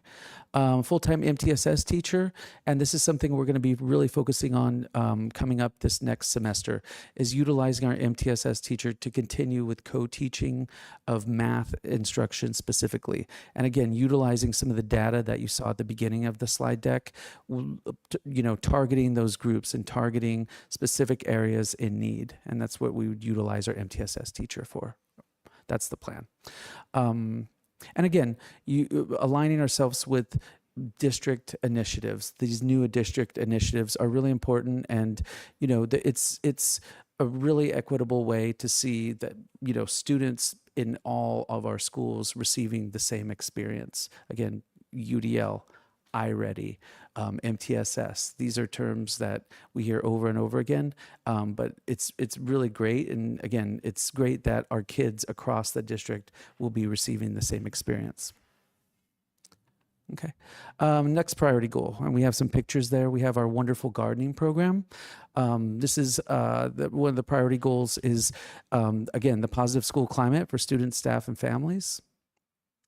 We have a full-time counselor and working with classes, groups, and individuals. Again, the counselor is working with students individual caseload, small groups, and also whole groups. One thing I'm really excited about that's not on this slide is we just had a meeting this week with our school counselor, myself, and Stephanie Martinez, where we are going to be focusing this year on academic counseling. So pushing beyond SEL and incorporating SEL, social emotional learning, into academic counseling. And what that would look like is cohorts or like workshops. The counselor and myself will be engaging the students in workshops throughout the year on kind of like how to learn, basically. And sometimes it's assumed that kids come to school and ourselves that we just know how to learn. And just like any skill, it doesn't come naturally. For example, how to ask a question of a teacher, when to ask a question. We assume that our kids know these things, and most likely they don't. And so just like ourselves, we have to learn. And so the focus of these academic counseling workshops that we're going to be working on this year will be, I guess, learning to learn, if you will. So I'm excited about that. It's not included in this slideshow. It's brand new. Anyway, again, utilizing a family liaison outreach to families, weekly pause assemblies. That's our pause, our Wildcats, responsibility, respect, and safety. We have weekly assemblies for that. Music for Minors program that we have music for all kids, TK through 5th grade. We also have a wonderful gardening class, again, all kids, TK through 5th. We have our Peacemakers program, students who are engaged in conflict resolution on our schoolyard. In red, we also have something new. The site attendance team is new. It was new last year, but that's one of the things that I attribute our success to attendance is our site attendance team, including myself, the school counselor, family liaison, admin assistant, and reaching out to families to determine what the need is and offer support for attendance. But we also are looking at it, again, it's not included on this slide, but also last year we were focusing more on the families or students who were chronically absent. This year, and we're going to be continuing that, but this year we're going to focus more on the positive. How do we reward students for good attendance? And so we've started a program where monthly attendance is rewarded through an assembly, and it's been hugely successful. I was, how kids will get excited about a ring pop, reward just for attendance it goes a long way. So we're excited about that to see where we'll get with that this year. We have a picture here. We all are welcome. And so again, one of the priority goals is, again, promoting success, challenges, initiatives to better engage and create a broader community involvement in the school and district. I'm going to highlight mainly what's in red here. again, this is something new. We have a Star Vista family partner, and our Star Vista family partner we've been working with this year to create workshops for families. And it's speaking to a lot of what Trustee Jordan and some of our other trustees were speaking about tonight of how do we engage families and help them, or how do we support them with understanding what we're doing, say with technology or with attendance or supporting our kids with their education. And so this is something really exciting. We have our family partner, Geraldine Rodriguez. She's on site at our school, and we're working closely with her to develop these workshops and a cohort of families who will be a part of that. Okay. Again, we're continuing, the other things are continuations, partnership with our PTA. We're actually having a harvest festival this Friday. Everyone's welcome. It's a yearly event from 4 to 6 at our school. It's a lot of fun, food, music, games. It's a lot of fun. Yeah. Anyway, that's this Friday, 4 to 6. Our food bank, we were continuing with our food bank second Saturday of each month, and that's through our partnership with Second Harvest. And yeah, that's it. All right, thank you. Questions? Do you have any questions over here? No? Okay. One question, and this may be more for the district, but first of all, thank you for the presentations. It's great to hear of all the successes that you are experiencing, and it sounds like you are focusing on the right things. I was just curious about iReady assessment versus CASP and how those align. So if we know that students are at level in iReady, should that correspond to meeting standard in CASP? We'll have Ms. Conti come up and explain. She's the one who oversees those programs. So there is a high correlation between iReady and CASP. So it would be the spring diagnostic that would be the closest indicator. So we had a lot of fifth graders take it last spring. And then I compared fifth grade scores, and they were pretty spot on. But the research also shows that they're fairly correlated, which was another reason we chose iReady.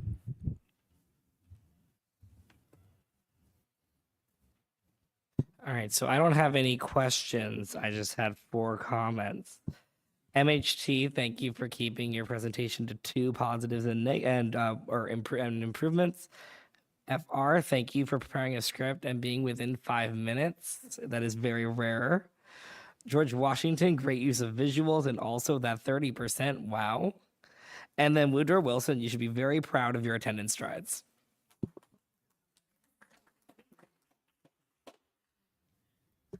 I have one question for MHT on slide 3. If you could pull that up, is the graph at the bottom didn't have numbers, and I'm assuming is it 22, 23, 24? What are each? Oh, right. Yes, that's the years. It's So 22, 23, 24? Correct. Perfect. Thank you. Yeah.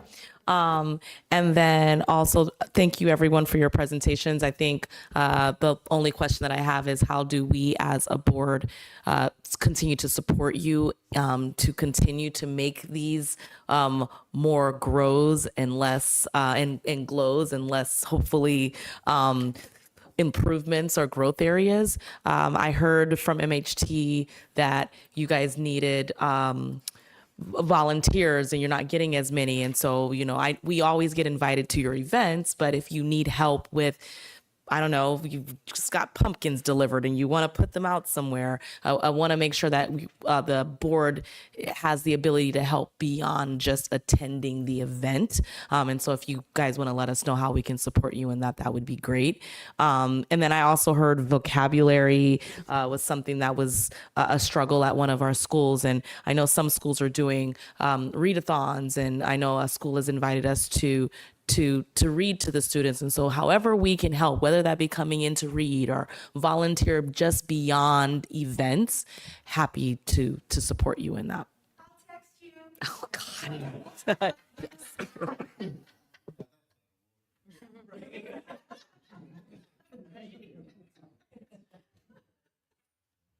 After the election, no.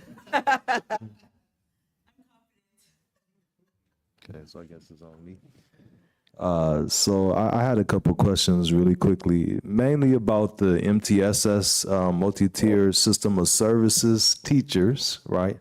Okay, support. First of all, are they effective? And then if so, what support do they need, and are they feeling overwhelmed?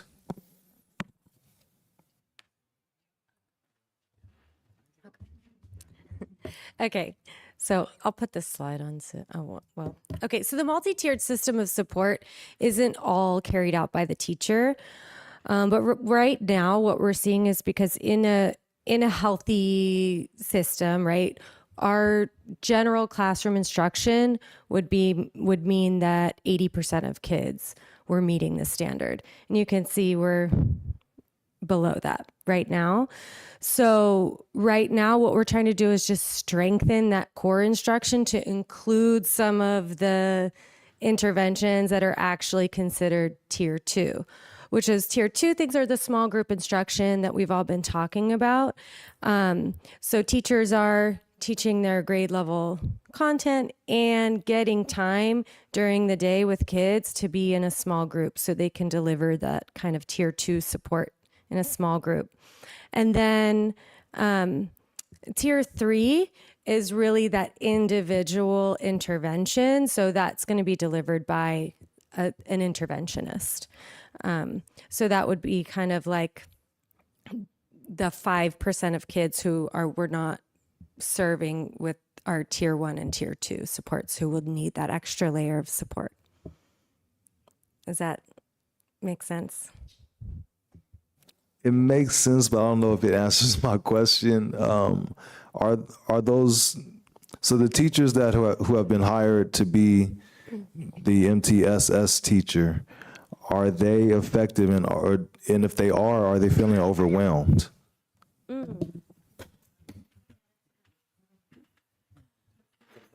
So, we good? Okay. Yeah. So, yes, they are feeling a little overwhelmed. I think the role it's in development, right? So it was hired, and it was kind of like, we're going to work on this together and figure out where the needs are and how to best utilize that person in that role. So I think for some people it was a little overwhelming, just the ambiguity of where to be and how to work, right? But with that said, I feel like as the year, I have a new person this year, right? So as the year has continued on and we're a couple months into school, our MTSS person has really found their niche and where they're helping out and what they're going to do. That's been in collaboration with myself, with the teachers, with student groups, and trying to figure out the best utilization. So that's been helpful. And then I also think the small group instruction, like I said, the push-in support that they're helping support in the co-teaching model really does help and give teachers time to really implement that UDL, some of those strategies. So I do see the effectiveness already in the class that my MTSS teacher is in supporting. Okay. Yeah. So I'm hearing from both of you is really that tier 2 level where the teachers can split up the class and both of them take a small group. That's like what's been helping the most. Yeah, if you think about like a stations rotation, kind of like a kindergarten class, or that we see in the lower level sometimes, trying to really to set those groups up so we know who needs what support, and then having that rotation with the support of both the teacher and that other person in there. Okay, thank you. Sounds good. And my third question was just then how can we, is there a way that we can better support, I guess not just those specific teachers, but just this whole process of MTSS.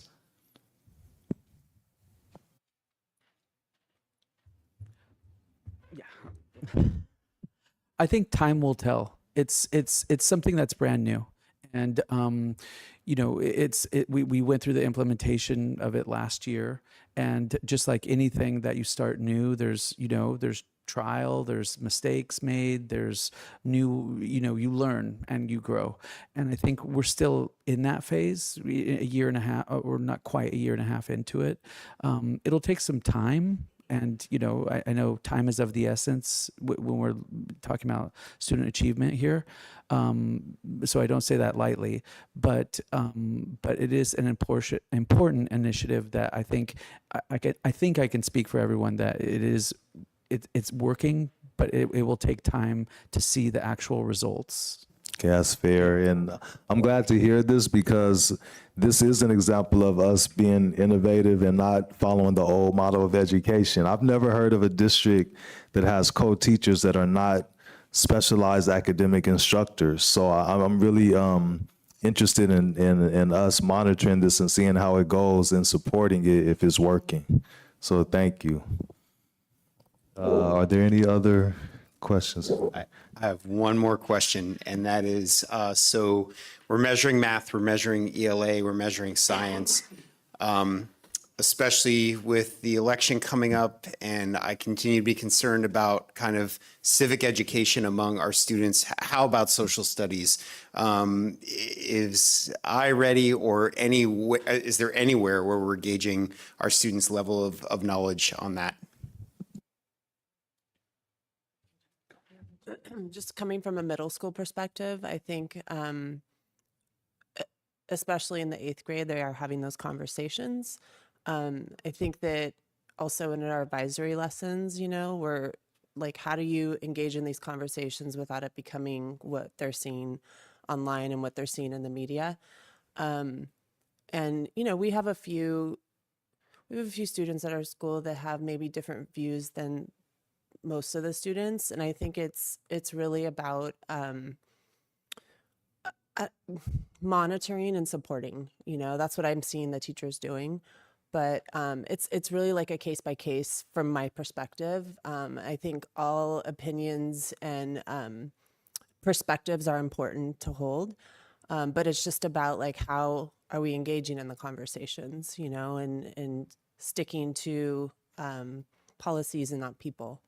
But I think at a middle school level, at least, I don't know if they're talking about it in the elementary level. I'm sure they're, they have probably like a minimal understanding of what's going on compared to middle school and high school. But it's really about just like keeping the peace, because back in 2016, I was in high school and what I saw was it was pretty gnarly, so I'm impressed with our students. And I think that, they have so many other things that are going on and distractions. And I haven't seen like a lot of kind of interest, outside of the classroom. So I don't know if that's a good thing, but, it's definitely different from experiences before. So, yeah. I was just going to make a comment about, because you asked about measuring that, like how are we measuring their learning in social studies? And I think we're not really, but I think the thing that I am proud of in our 5th grade classes, we are doing ethnic studies curriculum, and that's something that there just isn't an assessment for yet. And so as we kind of lead that work through elementary school and hopefully in the curriculum adoption process of our new social studies curriculum, that's something that we're thinking about. But I think one good measure is our social emotional learning, because that's so much of what social studies is, right? And so if we're seeing positive gains in that area, I think we can be confident that our students are learning the right skills and abilities for their futures beyond whatever the academic learning that they're doing is. Good answer. So thank you, all of you.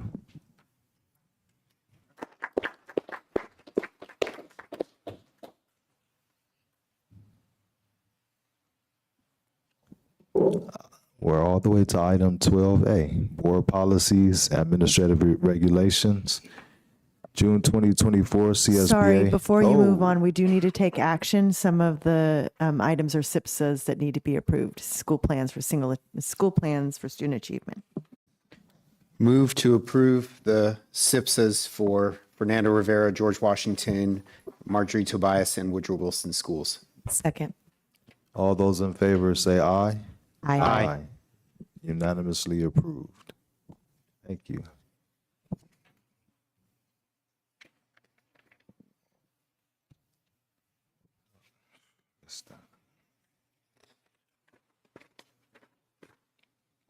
Item 12A, June 2024 CSBA Board Policy Updates, second reading.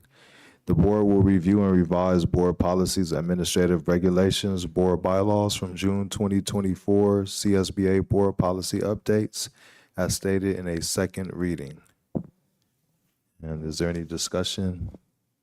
I just wanted clarification on PDF slide 20, or sorry, 7475. It's about boards of classified temporary employees. There's two slashes that were slashed out, and I wanted to understand exactly what they meant because I didn't understand what they were.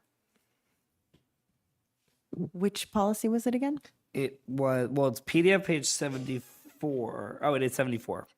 So there was items 3 and 5 are slashed out. It says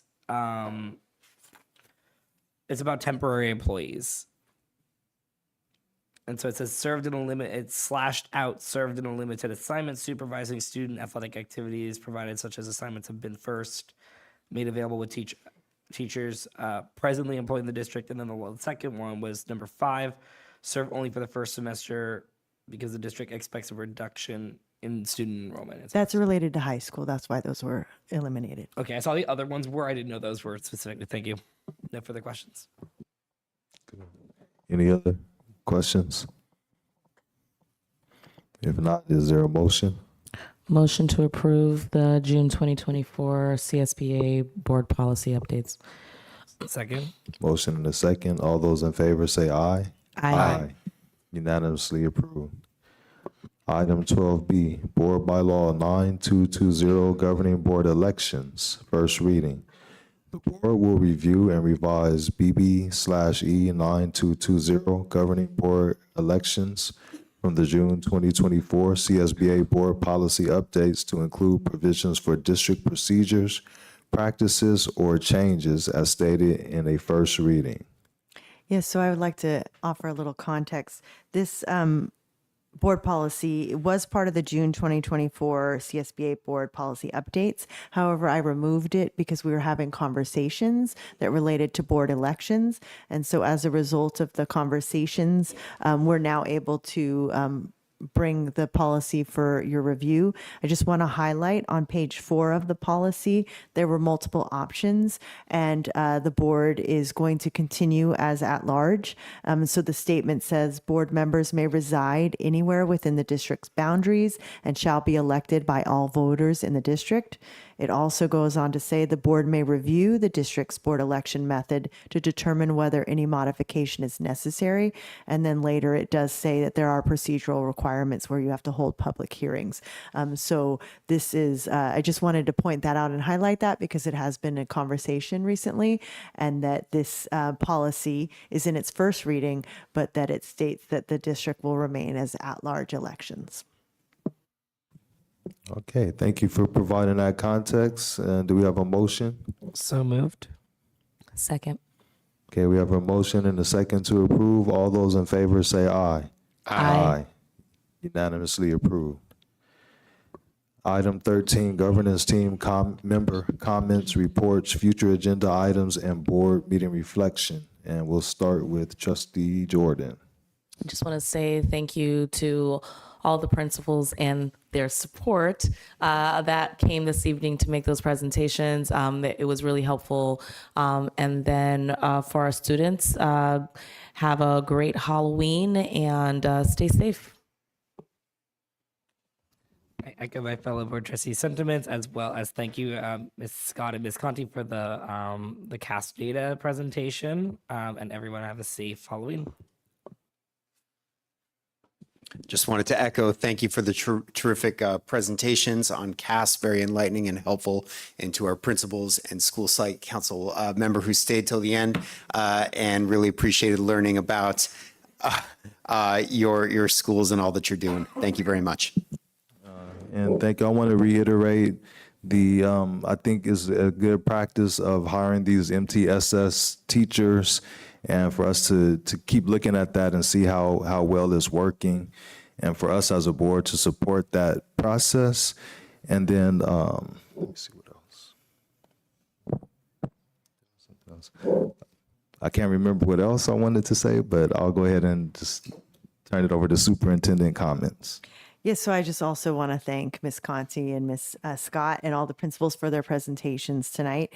I think it was really informative for the public, and all your questions really helped enlighten the public on what's happening in our schools.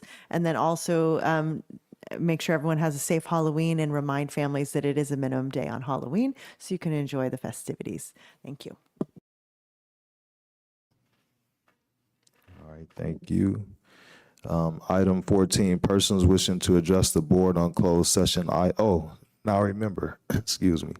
As far as future agenda items, I just want to put on the board's radar that I would like us to have a discussion about changing, well, not changing, but honoring one of our past board members by possibly changing one of our school's names to that board member's name. But we're going to talk about it hopefully in a couple months. I know Superintendent McCulick has a strategic way to put it on an agenda, correct? All right, so anyway, I want to put that on your radar that we'll have a discussion about that at some point. And do we have any speaker cards? Okay, no speaker cards. So we will take a recess at 9 o'clock, and we will convene to closed session at 9:05.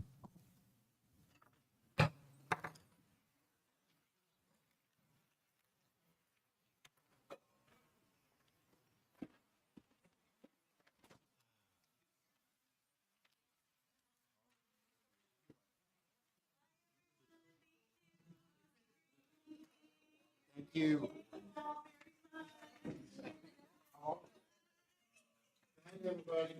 Good night. Thank you.